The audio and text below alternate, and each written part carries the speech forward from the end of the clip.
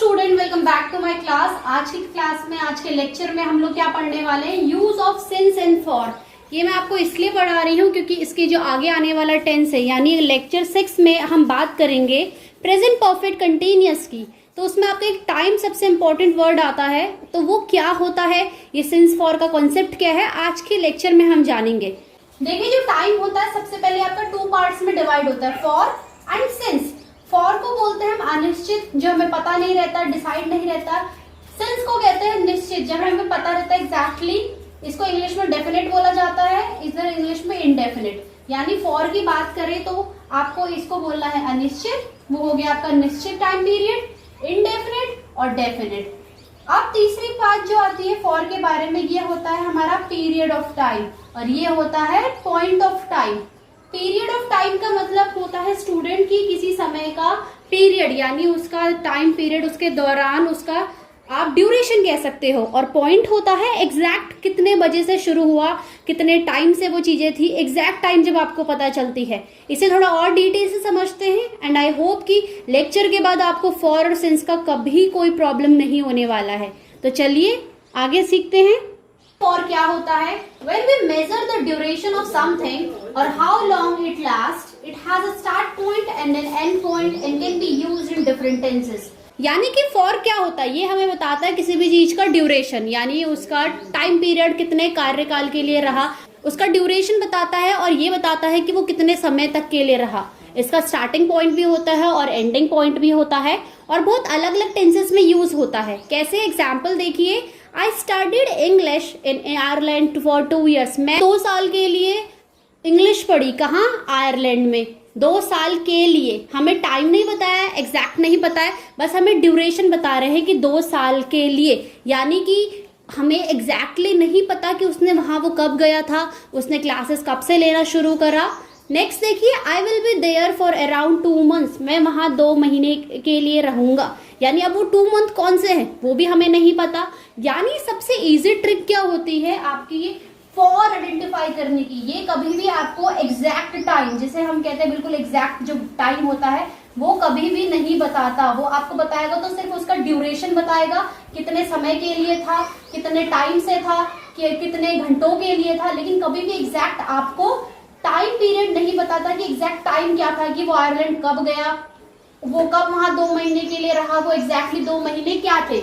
यानी फॉर क्या होता है, फॉर आपको ड्यूरेशन बनाता है, ये आपको कभी भी एग्जैक्ट टाइम नहीं बताने वाला कि इतने समय ये बजे शुरू हुआ था या इतने समय से ये चीजें शुरू हुई हैं। देखिए, सिंस करते हैं, फिर आगे एक्सरसाइज करेंगे, तब आपको और इजी हो जाएगा आइडेंटिफाई करना।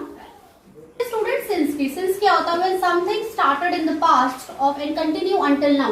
यानी कि कोई चीज जो आपकी पास्ट में शुरू हो गई हो और अभी तक चल रही हो और जिसका आपको एग्जैक्ट टाइम पता हो। कैसे, एग्जाम्पल देखिए, he has not eaten since 7 o'clock। Basically तो आपका जो टाइम होता है वो परफेक्ट कंटिन्यूअस के रूल्स में आता है, बट कभी कभी परफेक्ट में भी यूज हो जाता है कि उसने 7 बजे से कुछ नहीं खाया है और वो 7 बजे से कुछ नहीं खा रहा है। He has been working here since 2001।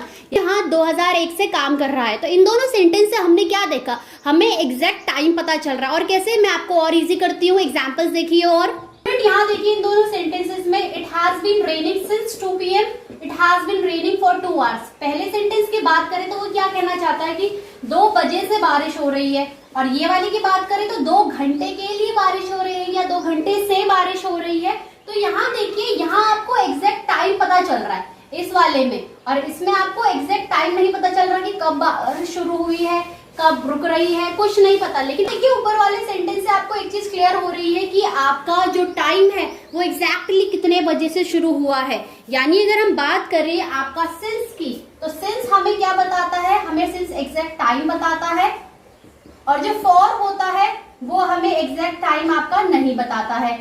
For में हमें क्या पता चलता है, अमाउंट ऑफ टाइम, या फिर आप उसे कह सकते हैं period of time, amount of time और पीरियड ऑफ टाइम। और सिंस में क्या होता है, आपको पता चलता है पॉइंट ऑफ टाइम, यानी कि कोई एक्शन कब शुरू हुआ है, एग्जैक्टली उतने बजे से शुरू हुआ है, वो आपको पता चलता है सिंस में।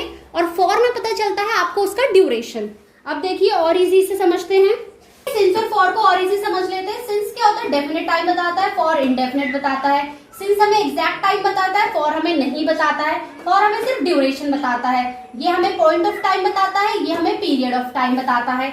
एक और चीज इसमें देखिए कि आपका जो सिंस होता है वो हमें बताता है कि कितने बजे से कोई चीज हो रही है, और फॉर बताता है कितने बजे तक। अभी कितने बजे और कितने बजे तक क्या है, एग्जाम्पल की मदद से समझते हैं।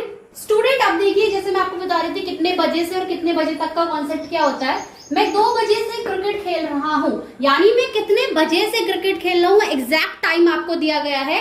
आई have been playing cricket since 2 o'clock। और उसी के नीचे देखिए मैं 2 घंटे से क्रिकेट खेल रहा हूँ, यानी मैं कितने बजे तक, यानी कितने घंटे तक। मैं 2 घंटे से क्रिकेट खेल रहा हूँ, तो I have been playing cricket for 2 hours। अब ये देखिए यहाँ आपको एग्जैक्ट टाइम पता चल रहा है, यहाँ आपको एग्जैक्ट टाइम नहीं पता है। यहाँ पे आपको सिर्फ 2 hours दिया है, ये नहीं बताया कि वो कितने बजे से शुरू हुआ है, 7 o'clock, 8, 9, 10, कुछ भी नहीं, बस इतना बताया है ड्यूरेशन कि वो कितने बजे तक खेल रहा है। ये देखिए इससे और इजी हो जाएगा हमारा सिंस और फॉर के बीच का डिफरेंस। यहाँ पे शुरू हो रहा है, यहाँ पे शुरू हो रहा है, हमें एक एग्जैक्ट पॉइंट पता है, हमें पता है कि उसकी स्टार्टिंग पॉइंट क्या है। लेकिन उसी के ऑपोजिट ये देखिए यहाँ पे दिया है पास्ट और इधर दिया है प्रेजेंट। यहाँ पे हमें ये नहीं पता कि वो काम एग्जैक्टली कितने बजे से शुरू हो रहा है, हमें दिया है तो क्या, उसका कार्यकाल यानी ड्यूरेशन, पीरियड। तो सिंस क्या होता है, जो आपको स्टार्टिंग टाइम एग्जैक्ट टाइम बताता है, और फॉर क्या होता है, जो आपको ड्यूरेशन यानी उसका पीरियड यानी अमाउंट टाइम ये सब बताता है। अब हम कुछ सेंटेंसेस करते हैं, उसकी हेल्प से आपको और इजी हो जाएगा इन दोनों को आइडेंटिफाई करना। Student he has been reading this book dash the last 3 years। वो यह किताब पढ़ रहा है लास्ट पिछले 3 सालों से। तो पिछले 3 सालों, 3 years, हमें एग्जैक्ट टाइम नहीं पता, एग्जैक्ट ईयर नहीं पता कि कौन से ईयर से हो रहा है। तो जब एग्जैक्ट टाइम नहीं पता तो क्या लिखते हैं हम यहाँ पे, for. Very good. Next, my younger brother has been sleeping dash 8 hours। मेरा भाई है, जो यंगर भाई है, मेरा छोटा भाई है, वो 8 घंटों से सो रहा है। अब ये देखिए 8 घंटे, 8 hours दिया आपको, एग्जैक्ट नहीं बताया कि वो कितने बजे से सो रहा है, 2 बजे, 3 बजे, 4 बजे, कुछ नहीं पता है। तो जब एग्जैक्ट टाइम नहीं पता है तो आप क्या लिखोगे, आप लिखोगे फॉर। नेक्स्ट देखिए, my wife has been walking dash 5 o'clock this morning. मेरी जो वाइफ है वो 5 बजे से काम कर रही है, एग्जैक्ट टाइम बताया है 5 o'clock, 5 बजे से। तो यहाँ पे क्या आ जाएगा आपका, since. Very good. They have not been here dash 2 weeks। वो यहाँ 2 हफ्तों से नहीं है। कौन से 2 हफ्ते, कुछ नहीं पता है, एग्जैक्ट टाइम बिल्कुल नहीं पता है, तो क्या हो जाएगा यहाँ पे, फॉर। अब कुछ और करते हैं। नेक्स्ट एग्जाम्पल देखिए, your classmate has been ill dash a long time. तुम्हारा जो क्लासमेट है वो काफी समय से बीमार है, एग्जैक्ट टाइम नहीं पता, तो जहां एग्जैक्ट टाइम नहीं आता वहां क्या आता है, for. It has been raining dash yesterday morning. कल की सुबह से बारिश हो रही है, आपको एग्जैक्ट टाइम बताया है कि यस्टरडे, तो ये हो जाएगा आपका since. I have been writing this book dash last March. Student एक और चीज, कभी भी आपके पास last November, last week, last year इस तरीके से वर्ड आई तो वहां पे आप हमेशा सिंस यूज करोगे, क्योंकि आपको बताया है कि पिछले मार्च से आपको टाइम बता रहे हैं। तो यहाँ पे आ गया सिंस, एग्जैक्ट टाइम पता चल रहा है। We have been waiting here dash an hour and half। यानी हम यहाँ पे वेट कर रहे हैं 1 आध घंटे से। तो यहाँ पे हो जाएगा, एग्जैक्टली नहीं पता कि कितने बजे से बता रहा है, तो ये हो गया for an hour and half। Mister Thakur has been living in this town dash August 1989। यानी जो मिस्टर ठाकुर है वो यहाँ अगस्त से रह रहे हैं, कहाँ से, 1989। आपको एग्जैक्ट टाइम बताया है, एग्जैक्ट टाइम पीरियड दिया है, तो यहाँ पे क्या आ जाएगा, सिंस। नेक्स्ट लास्ट देखिए, I have not seen her dash the past 6 months। मैंने उसे पिछले 6 महीनों से नहीं देखा है। तो कौन से 6 महीने, बिल्कुल नहीं पता है, तो क्या आ जाएगा, अनएग्जैक्ट टाइम के लिए फॉर। यानी जब आपको टाइम नहीं पता होता, इनडेफिनिट है, आपको टाइम नहीं पता है। तो ये कुछ एग्जाम्पल थे, अब 2 एग्जाम्पल्स आपके लिए हैं एज अ होमवर्क। अगर अभी तक सेशन अच्छा लगा फटाफट लाइक कर दो और इसे शेयर करो वीडियो को, ताकि आपके फ्रेंड्स भी इजिली क्लियर कर पाए सिंस और फॉर को।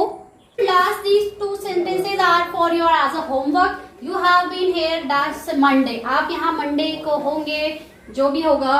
He has worked for us ever dash he left school। उसने हमारे लिए काम कर चुका है जब से उसने स्कूल छोड़ा है। तो हमें एग्जैक्ट टाइम पता है या नहीं है, सेंटेंस से आइडिया लगाइए और फटाफट कमेंट सेक्शन पे आंसर लिख दीजिए। तो तो ये थी स्टूडेंट आज का लेक्चर। हमने जाना सिंस और फॉर का difference with the help of examples. मिलते हैं आपसे अगले लेक्चर पे, तब तक के लिए ध्यान रखिए अपना, स्टे सेफ।